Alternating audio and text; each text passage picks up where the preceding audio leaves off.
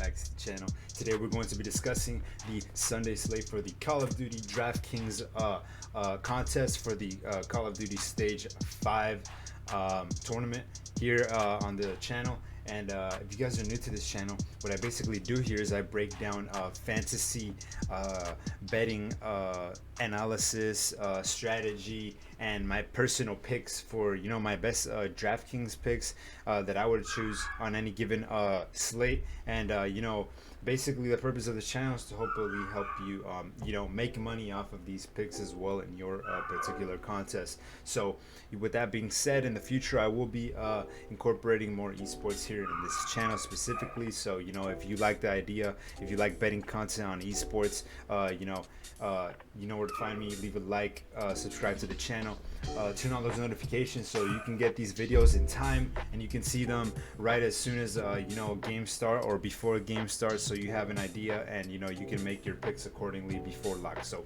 with that being said, we're going to discuss the first match of the day here for Sunday, the 11th of July. And the first game we're going to have today is going to be between the LA Thieves and the London Royal Ravens. As we can see here, the LA Thieves last match against the New York Subliners was a 3-2 victory on the match.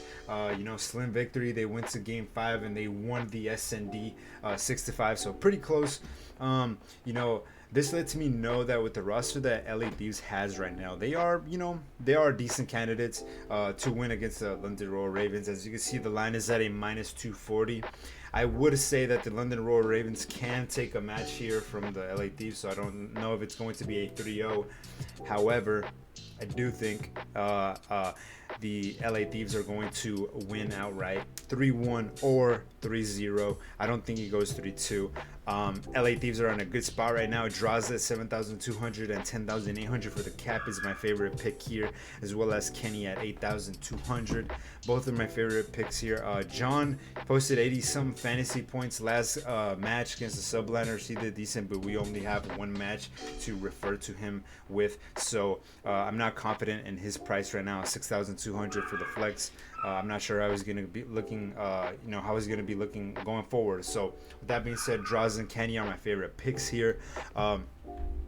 Slasher is a good player as well. However, I do think that here on my screen, his price is wrong.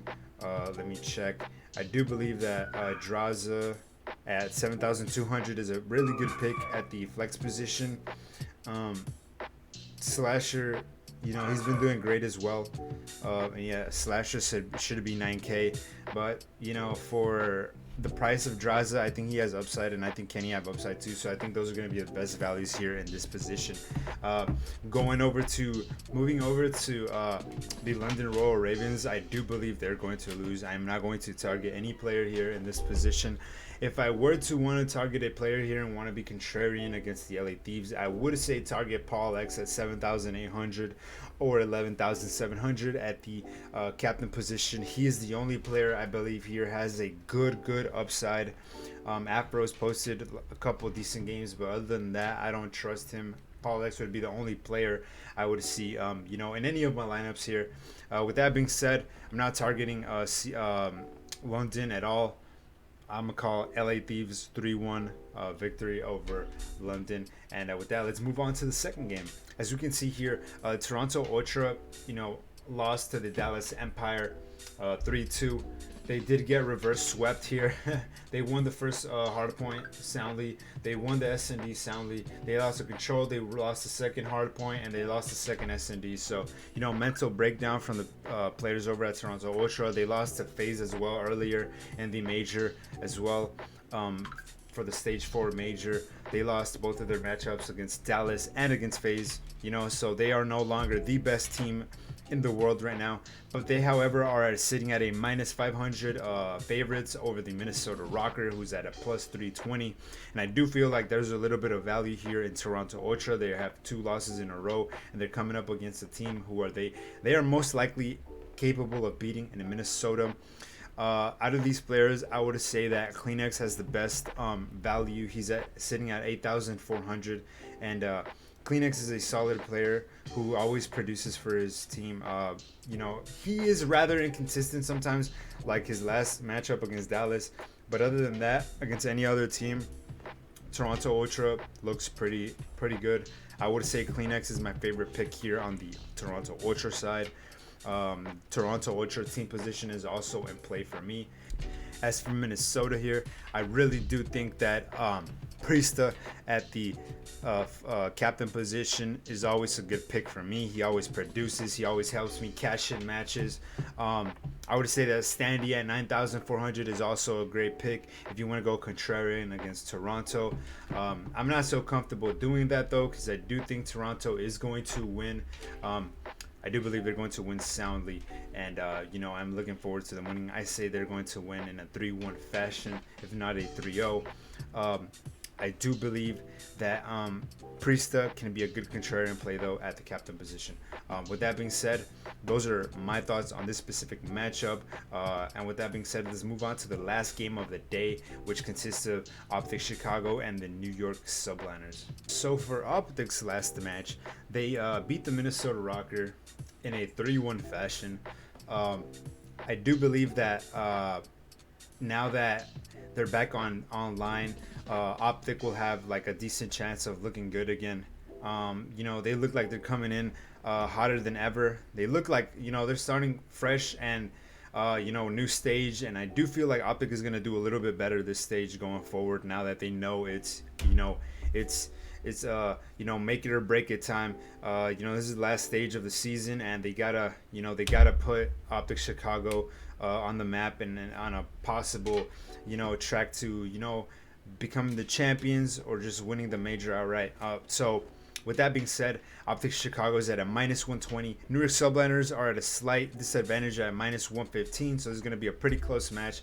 I do believe this is going to go a 3-2. This is going to be a good matchup to target several players here. Optics Chicago's last matchup that they won, 250 to 180, the first hard point. They lost to Search and Destroy. They won the control on Checkmate, which they are notoriously good at. And they won the hard point on Garrison, 250 to 215. So, I do believe Optics Chicago has what it takes to finally convincingly beat the New York Subliners. New York Subliners are just coming off of a loss to the LA Thieves. I do think a player like Dashi and a player like Formal are at good positions right now. I do believe Dashi here is an incorrect price. He should be at 9,600. I do believe Dashi is a solid play as well. Yeah, Dashi's at 9,600. I do feel like